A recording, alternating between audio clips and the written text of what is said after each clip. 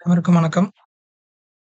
ஜூலை 25, 2025 இன்னைக்கான Hindu news paper பார்க்க போறோம். ஃபர்ஸ்ட் நியூஸ் என்னன்னா, Ahmedabad top cleanliness chart for cities above 10 lakh population in India. அதாவது 1 மில்லியன் மேற்கொண்ட மக்கள் தொகை உள்ள நகரங்கள்ல தூய்மையான நகரமா அகமதாபாத் அறிவிக்கப்பட்டிருக்கு. இத பண்றது யாரு அப்படின்னா, ஸ்வச் பாரத் ஸ்கீம் கேள்விப்பட்டிருப்போம். அதோட ஒன் ஆஃப் தி இனிஷியேட்டிவ் தான் ஸ்வச் சர்வேசன் சர்வே. இவங்க என்ன பண்ணுவாங்க அப்படின்னா, எவ்ரி இயர் ஒரு சர்வே எடுப்பாங்க.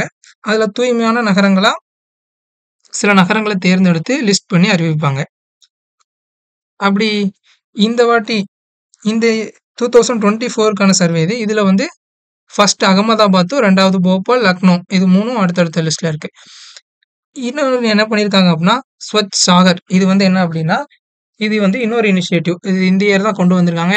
இதுல என்ன பண்றாங்க அப்படின்னா, இந்த இத வந்து 3 கேட்டகரியா பிரிக்காங்க. அதாவது 1 மில்லியன் பிளஸ் சிட்டீஸ். 2வது என்ன பண்றாங்க அப்படின்னா, 3 லேக் டு 10 லேக் பாப்புலேஷன் உள்ள சிட்டீஸ். அப்புறம் 3வது 15,000 டு 3 லேக் பாப்புலேஷன் உள்ள சிட்டீஸ். இப்படி 3ஆ பிரிச்சு, இதுல வந்து தூய்மையான நகரங்கள வந்து லிஸ்ட் பண்ணி ஒரு அறிக்கையா வெளியிடுறாங்க. அதுல வந்து 1 மில்லியன் பாப்புலேஷன் 10 லேக் மேல உள்ள மக்கள் தொகை கொண்ட நகரங்கள்ல Ahmedabad first, Bhopal second, Lucknow third. அப்புறம் 3 லேக் டு 10 லேக் பாப்புலேஷன்ல Mira Bhayandar Maharashtra first, Bilaspur second, Jamshedpur third. அப்புறம் 15,000 டு 3 லேக் பாப்புலேஷன் உள்ள சிட்டிஸ்ல மத்திய பிரதேசோட தேவாஸ், அப்புறம் கராத் மகாராஷ்டிரா, அப்புறம் கர்னூல் ஹரியானா இது 3 அடுத்தடுத்த லிஸ்ட்ல இருக்கு.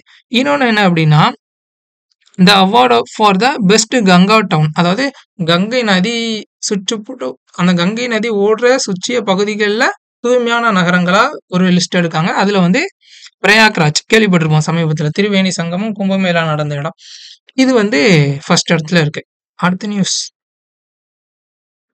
நியூஸ் வந்து ராஜராஜ சோழனோட 2 நாவல்களை ரிலேட் பண்ண ஒரு நியூஸ், ஒரு ஹிஸ்டாரிக்கல் நியூஸ். இது என்ன சொல்லுது அப்படின்னா, அதாவது a symbol of victory lies in ruined. அதாவது சோழகங்கம் கேள்விப்பட்டிருப்போம் ஹிஸ்டரியில.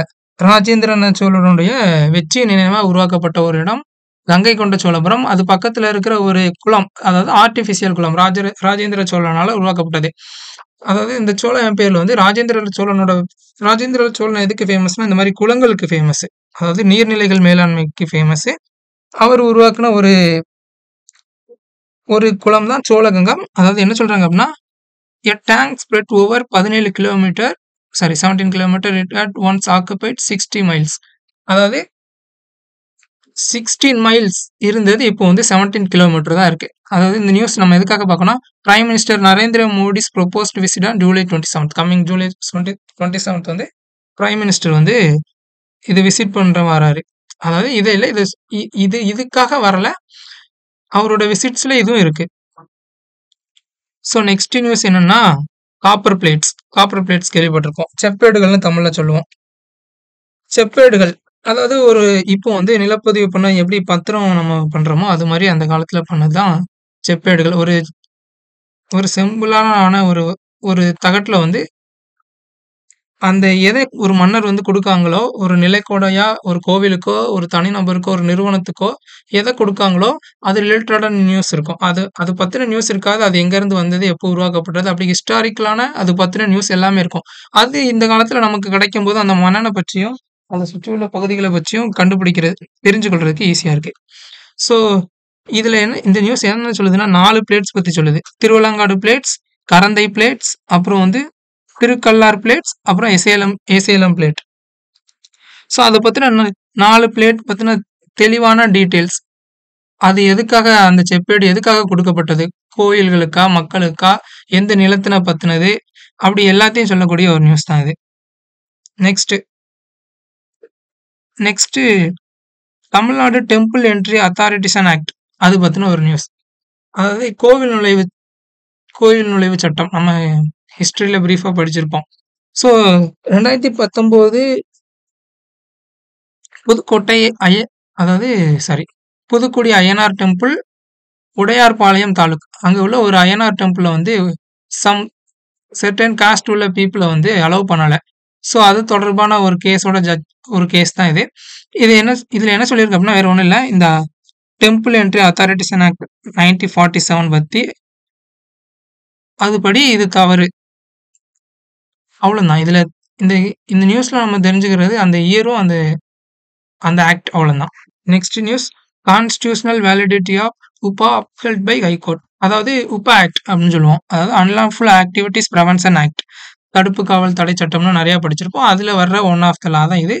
இது வந்து 1967ல கொண்டு வரப்பட்டது. இந்த ஆக்ட் என்ன சொல்லுது அப்படின்னா, தமிழ்ல இது வந்து சட்டவிரோத தடுப்பு சட்டம்னு சொல்லுவோம். அதாவது இந்த லா படி ஒருத்தரோட ஒரு நிறுவனத்தோட சொத்துக்களையோ இல்லைன்னா அவங்களோட சங்கங்கள் அமைக்கிறதையோ அவங்க பேசுறதையோ வந்து கவர்மெண்ட் வந்து தடை செய்யலாம். இது அவங்க பண்ற விஷயங்கள் வந்து இந்தியாவோட இறையாண்மைக்கோ இல்லைன்னா இந்தியாவோட அரசுக்கு முழுவதா எதிராக இருக்கும் பட்சத்துல வந்து இந்த மாதிரி ரெஸ்ட்ரிக்ஷன் அவங்களுக்கு பண்ணலாம். இது வந்து அடிப்படை உரிமையை பாதிக்குது அப்படிங்கிற கான்ட்ரவர்சி பல காலமா இருந்து வருகிறது இந்த மாதிரி ஆக்ட் வந்து. ஸோ இந்த இந்த நியூஸ் என்ன சொல்லுதுன்னா, இந்த உபா ஆக்ட் அப்புறம் செக்ஷன் 124A இது வந்து தேச துரோக குற்ற சட்டம். நம்ம ஃபெமிலியர் ஆனது கேள்விப்பட்டிருப்போம் நிறையா. ஒரு கவர்மெண்ட்டுக்கு ஒரு அரசு மற்றும் அரசாங்கத்துக்கு எதிரா அவமதிப்பு அதிருப்தி போன்ற காரணத்தினால மேற்கொள்ளப்படும் பேச்சுகள் மற்றும் செயல்கள் வந்து மக்களையோ அந்த அரசையோ பாதிக்கிற மாதிரி இருந்துச்சுன்னா அது வந்து தேச துரோக குற்ற சட்டமா கருதப்படும். ஸோ இந்த 2 ஆக்டும் இந்த கேஸ்ல என்ன சொல்லியிருக்காங்க அப்படின்னா, இந்த 2 ஆக்டும் அன்கான்ஸ்டிடியூஷனல், அதாவது அரசியலமைப்பு சட்டத்திற்கு எதிரானதுன்னு டிக்ளேர் பண்ண சொல்லியிருக்காங்க. ஆனா அது வந்து ரிஜெக்ட் பண்ணிட்டு கோர்ட். இது கேஸ் இதே மாதிரி கான்ட்ரவர்சி பல இயரா நடந்துட்டு இருக்கு. மறுபடியும் இது வந்து செல்லத்தக்கதுதான், இது வந்து அன்கான்ஸ்டிடியூஷனல் கிடையாது அப்படிங்கறத உறுதிப்படுத்தியிருக்கு. ஒன்ஸ் அகைன் உறுதிப்படுத்தியிருக்கு court. Next news Akash prime successfully tested in Ladakh.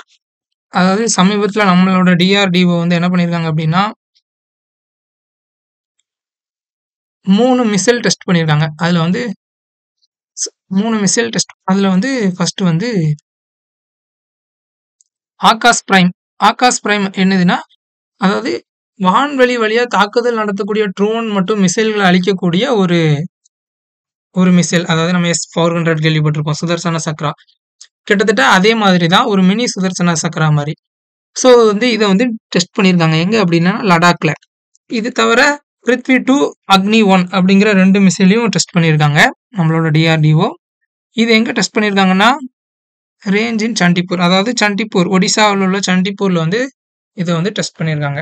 அவ்வளவுதான். தேங்க்யூ. சுரேஷ் IAS அகாடமி, வெற்றியின் முகவரி.